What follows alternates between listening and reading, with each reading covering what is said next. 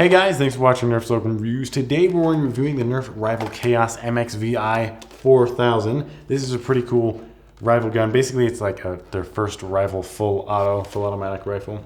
It has a 40 round magazine, which is insane. It's like you can see here that there's 4 different parts to the magazine where you can load it in. First of all, this does come with red and blue colors. You can get this in either red or blue, depending on what team you are on. Of course, you get the masks or anything like that. This gun does have the nice railing in the top here, and one on the grip right here, so you can have a grip that you'd want. It also has the sights here that are flip-up sights, which are pretty cool. I actually really like them because they seem to work pretty well. I mean, they just look nice, and you can easily look through them. You don't have to tilt your head all weird. It's just pretty well set where it's at, which is something that's nice and just comfortable. This gun does not have any sling adapters, so if you plan on having this in a sling, I don't think you really could. Of course, I don't think you'd really want this as a secondary. It's definitely a primary weapon, but it probably would be nice to have it on a sling so you could, hang it down while you reload the magazine. That would be nice. For the functioning of this gun, though, basically, first let's just get to the magazine. This magazine is huge, first of all. It holds 40 rounds, but if you load it properly, you can even load up to 44 rounds. Basically how it works though, what you want to do is you take these guys, move them down into the side, to the right side, and it will let the balls here fall down, and you can load the balls in there. Either you can load it through the front, or if you click this little button here, this little switch, it's a little tiny switch right there, you open this up and you get to load them all individually in this little port here, in these ports, which makes it so much easier to load than sticking them through here.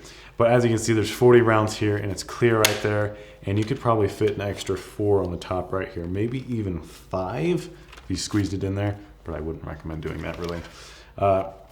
To put these back up, either you can just slide it to the side, or it's not actually necessary to do that because there's a little trigger here on the mag. The thumb right here. If you pull that down, it will automatically release all of them, which is really nice. Plus, you don't even need to do that because once you insert it into the gun, it just automatically, oh, that's not supposed to happen.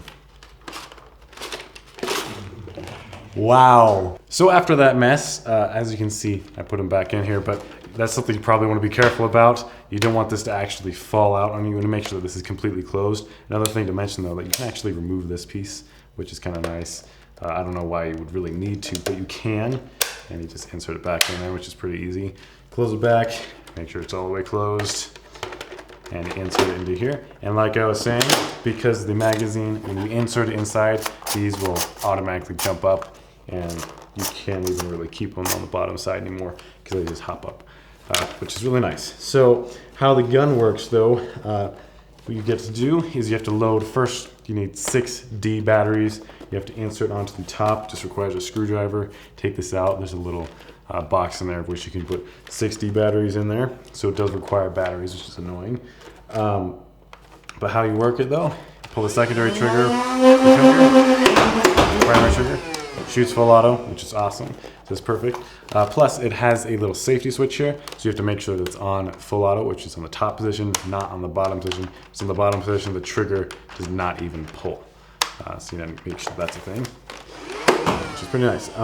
Also, this gun does have a little de-jam area right here, so if you do get a jam, I have yet to get one. I have not needed to use this yet, and it's really small, you don't even notice the thing, but it's right here, and you can de-jam the gun, which is nice. When you have it open though, of course, it's locked, and you can't even use the gun because it's it just locks it up. So yeah. So that's the functioning of this gun. For the pros and cons of this gun, first off the pros. First, it's just a really cool gun. It's really cool looking, it's really nice. I like how it fits because in my hand, the grip is nice and large. It's just a bigger gun, which is something that I like. It's not some wimpy, pistol or something. It's just a nice gun.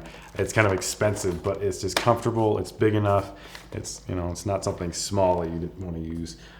It does have really good range, of course, because it is Rival series. It's got the balls. It does shoot a little bit. It doesn't shoot as far as the Apollo or the other rival guns that I've seen. It doesn't shoot as far as them for sure. However, it does still shoot a lot farther than a normal Nerf gun would. This can be a lot more fun than a normal Nerf gun, I'd say. I mean, if you had a battle with a bunch of these, it can be a lot more fun as a Nerf game, a normal Nerf game, but it depends on your choice whether you like these or Nerf guns better. It's just really effective overall. You got full auto, you got 40 rounds of ammunition, so you can really mow down a lot of people. I can imagine you probably wouldn't even need to load this magazine like every round. You'd probably just do it every other round sometimes because you'd have enough ammo. You don't need to load it all the time. For the cons of this gun, first of all, this rate of fire of this is not as fast as some other guns. It's definitely not an AS-10 or 20. It's definitely a little bit slower than most full auto guns. However, it's it's not terrible. It's not like a Vulcan for sure. It definitely shoots faster than that, but you'll see in the shooting test. You can't use very many attachments too easily because the railings, normal Nerf attachments, you can't use too easily because the railings are just a little bit odd. It just doesn't work as well. However, there are, there's the rival attachment, so you can fit a mag on there if you wanted, but it's a completely different system. So you can't really use the attachments you might want to.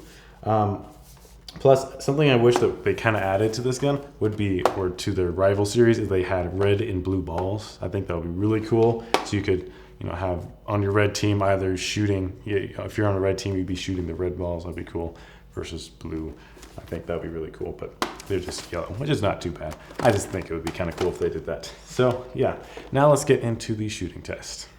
All right, so we have an 80-foot reel lined up. Let's see how well this does.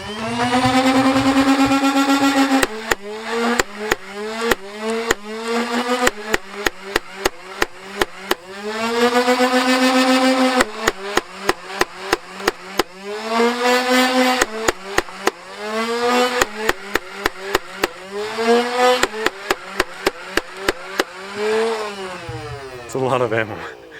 Took a while. Let's see how well they did. For the ranges of this gun, the balls landed from 35 all the way to 75 feet, which is really good. However, if you compare that to like an Elite Blaster, the box, what the box would say an Elite Blaster, that's exactly how far it would go. It just made it just about 75 feet. So it is really good gun, but I would expect that this could possibly go farther because it is a rival gun. And I think that the other ones that we had did go a little bit farther. Like the Zeus and the Apollo, they did go just a tad bit farther. But still, it is really effective. I'd say the effective range probably around 40 feet. However, it could be less because if you have weaker batteries, if your balls are not in good condition, or the gun's just used quite a bit, it'll probably get a little bit less.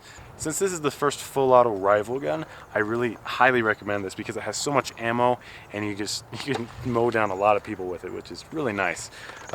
However, it doesn't get as good ranges as Apollo or Zeus.